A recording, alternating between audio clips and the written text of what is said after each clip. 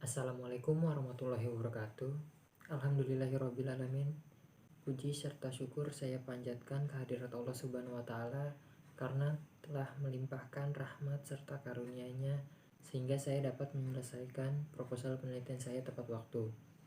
Yang terhormat Bapak Zulharman selaku dosen pengampu mata kuliah metodologi penelitian kelas 5D.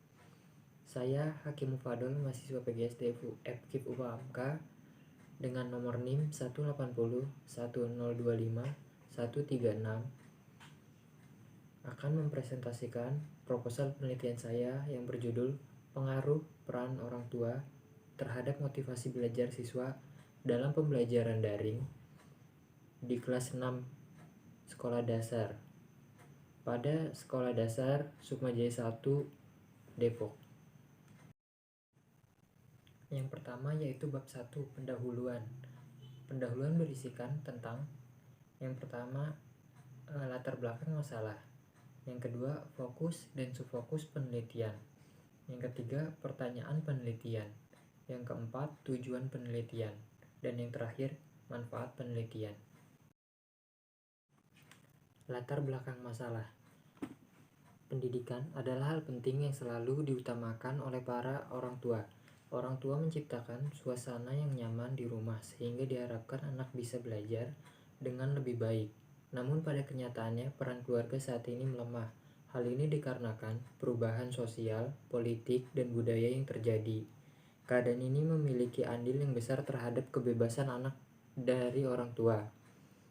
Orang tua menciptakan suasana yang nyaman di rumah sehingga diharapkan anak bisa belajar dengan lebih baik. Namun pada kenyataannya, peran keluarga saat ini melemah. Namun bagi banyak orang tua masih belum memahami dan menyadari perannya dalam pendidikan anak, termasuk motivasi belajar siswa. Orang tua yang tidak tahu peran mereka dalam membantu siswa atau dan bertanggung jawab sekedar menyekolahkan anaknya, tetapi mengabaikan pendidikan dari orang tua itu sendiri, termasuk dorongan dan motivasi belajar bagi anak tersebut. Padahal seperti yang diketahui bahwa pendidikan yang pertama kali dikenal oleh anak adalah dari keluarga dan orang tua berperan penting di dalamnya. Dalam rangka pemenuhan hak peserta didik untuk mendapatkan layanan pendidikan selama darurat penyebaran coronavirus disease atau yang lebih dikenal dengan COVID-19, melalui penyelenggaraan belajar dari rumah sebagaimana tercantum dalam Surat Edaran Nomor 4 Tahun 2020 tentang pelaksanaan kebijakan kependidikan dalam masa darurat penyebaran coronavirus disease. Hal ini dikarenakan pembelajaran mau tidak mau harus dilakukan di rumah. Proses belajar mengajar dilaksanakan di rumah melalui pembelajaran secara daring atau jarak jauh yang bertujuan untuk memberikan pengalaman belajar bermakna bagi siswa tanpa adanya tuntutan dalam menuntaskan, baik itu dalam seluruh capaian kurikulum, kenaikan kelas, maupun di dalam kelulusan. Terkait dengan fenomena yang terjadi di SD Negeri Sukmajaya 1 Kota Depok, berdasarkan hasil wawancara dengan guru kelas 6 dan observasi di kelas online, ditemukan kendala yang berhubungan dengan motivasi belajar siswa dalam pembelajaran daring. Guru memberikan pembelajaran kepada siswa secara daring, tetapi tingkat ketertarikan untuk mengikuti pelajaran tersebut sangat rendah. Berdasarkan hasil penjelasan guru kelas 6, orang tua yang terlalu sibuk dalam pekerjaannya sehingga lupa dan tidak memperhatikan perannya dalam pendidikan anak, atau orang tua yang benar-benar tidak memahami dan menyadari perannya sehingga mereka cenderung menganggap bahwa tugas pendidikan sepenuhnya diserahkan pada guru di sekolah. Kesimpulan dari wawancara kepada guru kelas 6 ini adalah kurangnya perlakuan dari orang tua, dari kurangnya memperhatikan siswa, belum menanyakan jika ada PR, jarang mendampingi anaknya ketika sedang belajar, dan kurang memperhatikan asupan gizi pada anak. Berdasarkan uraian di atas dan hasil wawancara dengan orang tua wali siswa SD Negeri Sukmajaya 1 Kota Depok tentang faktor yang mempengaruhi motivasi belajar siswa kelas 6 di SD Sukmajaya 1 Depok pada tahun 2020, 2021 diduga peran orang tua berpengaruh terhadap motivasi belajar siswa dalam pembelajaran daring. Oleh karena itu, penelitian dengan judul Pengaruh Peran Orang Tua Terhadap Motivasi Belajar Siswa dalam Pembelajaran Daring kelas 6 di SD Sukmajaya 1 ini perlu ditindaklanjuti. Selanjutnya itu fokus dan subfokus penelitian. Bagaimana keefektifan pembelajaran daring serta peran orang tua dalam mendampingi anak selama pembelajaran daring. Fokus penelitian tersebut kemudian dijabarkan menjadi beberapa subfokus, yaitu bagaimana proses pembelajaran daring dan guru lakukan di Sekolah Dasar Negeri Sukmajaya 1 Depok. Platform apa yang digunakan guru dalam pembelajaran daring? Apakah orang tua memiliki peran pada saat pembelajaran daring? Dan bagaimana peran orang tua dalam pembelajaran daring tersebut?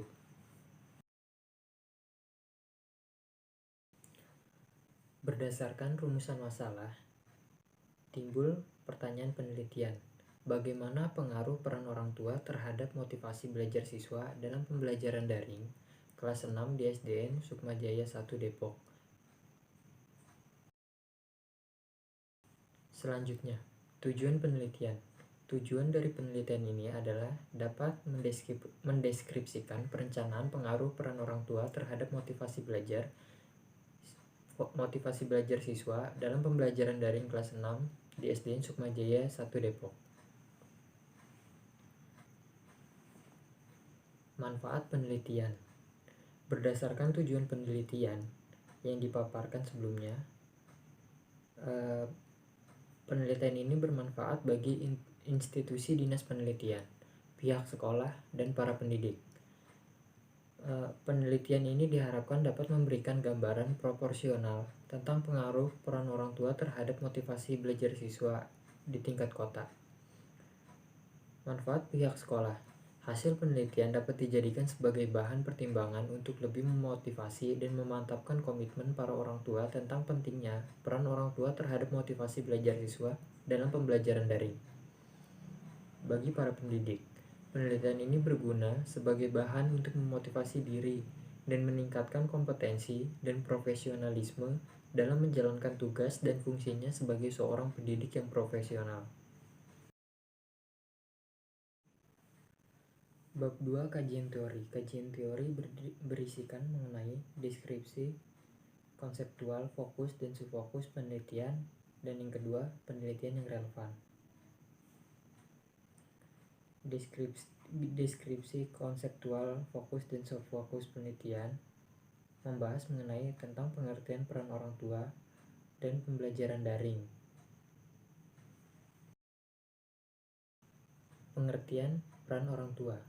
Pengertian peranan artinya pelaku, pemain, atau sesuatu yang merupakan bagian dari pemegang kendali untuk melaksanakan sesuatu, atau orang yang memegang pimpinan. Menurut Anwar, tahun 2002, halaman 48. Pengertian orang tua.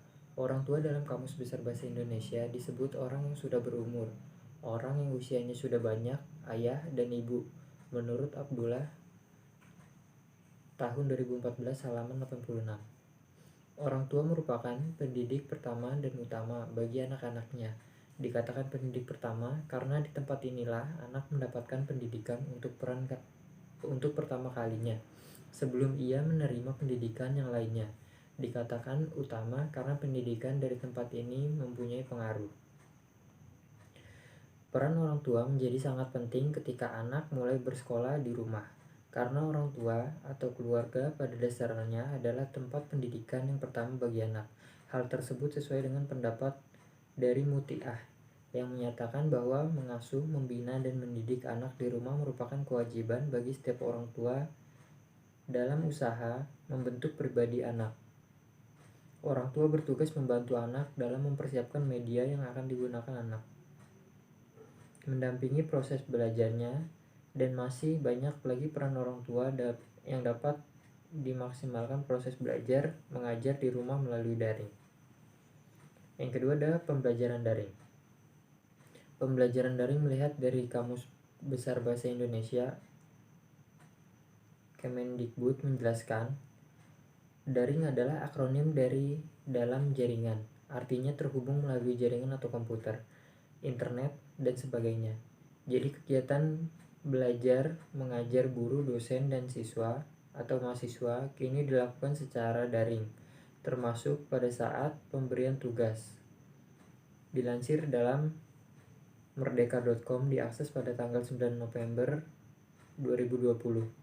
Pembelajaran sejalan dengan memanfaatkan teknologi untuk meningkatkan pengajaran bahasa, baik pada lembaga pendidikan formal atau pesantren, mulai dari sekolah menengah sampai perguruan tinggi.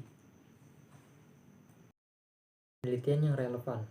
Menurut Muhammad Yazdi tahun 2016, e-learning adalah model pembelajaran yang dibuat dalam format digital melalui peralatan elektronik dengan tujuan memperluas akses terhadap pendidikan publik, sehingga belajar modul bisa diakses mudah tanpa ruang dan waktu dibatasi, interaktif dan efektif. Menurut Arif Rahman Yusuf, e-learning yang menggunakan Moodle dengan menerapkan kurikulum 2013 yang sekarang ini masih menggunakan proses pembelajaran konvensional. Tujuannya untuk menggunakan e-learning Moodle membantu pengajar dalam pembelajaran dan dapat membantu belajar mengajar tanpa dibatasi oleh ruang dan waktu. Bab ketiga yaitu metodologi penelitian. Metodologi penelitian membahas mengenai tentang alur penelitian, tempat dan waktu penelitian, latar penelitian, metode dan prosedur penelitian, peran penelitian, data dan sumber data, teknik dan prosedur pengumpulan data, teknik analisis data, dan yang terakhir pemeriksa keabsahan data. Alur penelitian ini menjelaskan tentang sistematika penelitian hingga pada proses pembuatan kesimpulan dan pemberian saran.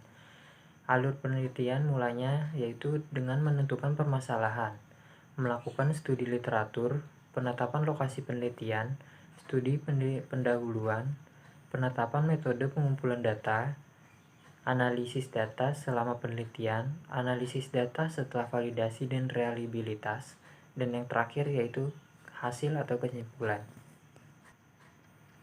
Tempat dan waktu penelitian. Lokasi atau objek dalam penelitian ini berada di sebuah sekolah dasar negeri Sukmajaya 1 Depok yang terletak di perkampungan Serap, Kecamatan Sukmajaya, Kota Depok. Sekolah dasar ini mempunyai sarana dan prasarana yang memadai sebagaimana yang akan dideskripsikan dalam hasil laporan penelitian skripsi ini. Dengan demikian, penulis menganggap lokasi ini sudah strategis, representatif untuk melakukan penelitian sesuai dengan judul. Selanjutnya, latar penelitian. Latar penelitian adalah lokasi dan waktu penelitian. Maka dari itu, tempat dan waktu penelitian ini dapat peneliti kemukakan sebagai berikut. Penelitian ini dilakukan di SDN Sukmajaya 1 Depok, Jalan Tugu Jaya, nomor 12, Kelurahan Tirtajaya, Sukmajaya, Depok. Waktu penelitian ini dimulai dari tanggal 25 Februari 2021, dimulai dari perencanaan survei sampai dengan tanggal 18 Juli 2021. Latar penelitian adalah lokasi waktu penelitian, maka dari itu tempat dan waktu penelitian ini dapat dikemukakan. Penelitian ini menggunakan pendekatan kualitatif, dilakukan melalui beberapa tahap, yaitu diantaranya tahap pralapangan, tahap pelaksanaan penelitian lapangan, tahap analisis data, tahap perumusan temuan, dan tahap pembuatan laporan hasil penelitian. Selanjutnya yaitu metode dan prosedur penelitian. Jenis metode penelitian ini adalah merupakan penelitian deskriptif kualitatif, yaitu prosedur penelitian yang menghasilkan data deskriptif berupa kata-kata tertulis atau lisan dari orang-orang dan pelaku yang diamati. Diarahkan dari latar belakang individu secara utuh atau holistik, tanpa mengisolasikan individu dan organisasi dalam variabel, tetapi memandangnya sebagai bagian dari suatu keutuhan. Penelitian kualitatif sering pula disebut metode etnografik, metode fenomenologis, atau metode impresionistik. Secara umum, penelitian ini didasarkan pada prinsip-prinsip deskriptif analitik atau analisis deskriptif. Tahap deskripsi atau tahap orientasi. Pada tahap ini peneliti mendeskripsikan apa yang dilihat, didengar, dan dirasakan. Peneliti baru mendata sepintas tentang informasi yang diperolehnya. Tahap reduksi. Pada tahap ini peneliti mereduksi segala informasi yang diperoleh pada tahap pertama untuk memfokuskan pada masalah tertentu.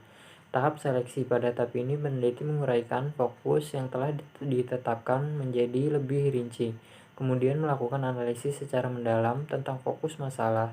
Hasilnya adalah tema yang dikonstruksi berdasarkan data yang diperoleh menjadi suatu pengetahuan, hipotesis, bahkan teori baru. Peran penelitian. Kehadiran peneliti adalah sebagai instrumen utama sekaligus pengumpul data di samping instrumen pendukung lainnya. Peran peneliti adalah melakukan wawancara dan mengumpulkan dokumentasi.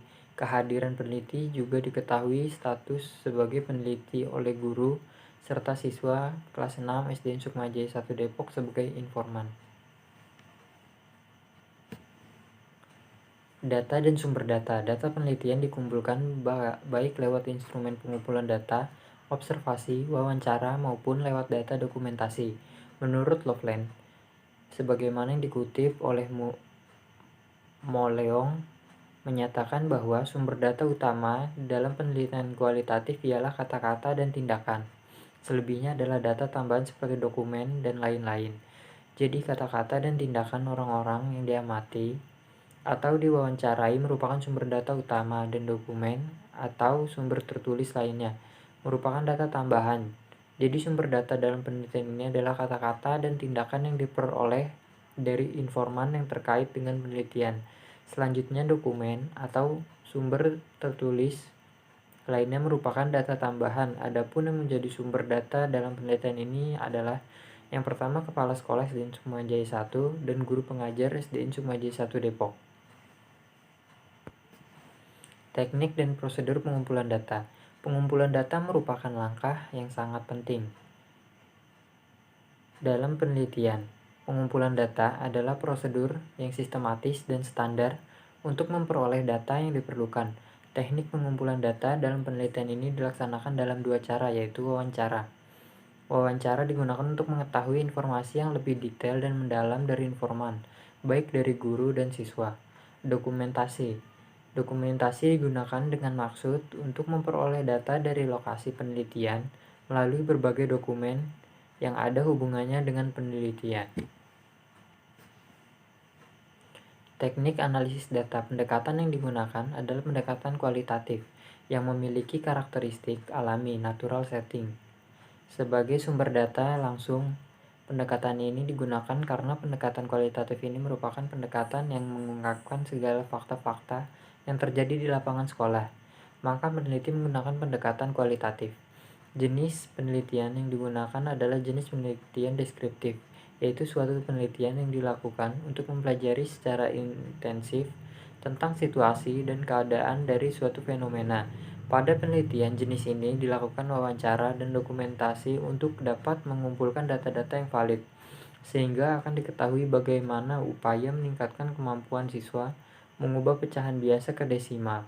Dalam kegiatan penelitian ini menerapkan dasar teoritis dalam pendekatan kualitatif, yaitu pendekatan fenomenologis. Dalam hal ini, peneliti berusaha memahami peristiwa terhadap situasi-situasi tertentu.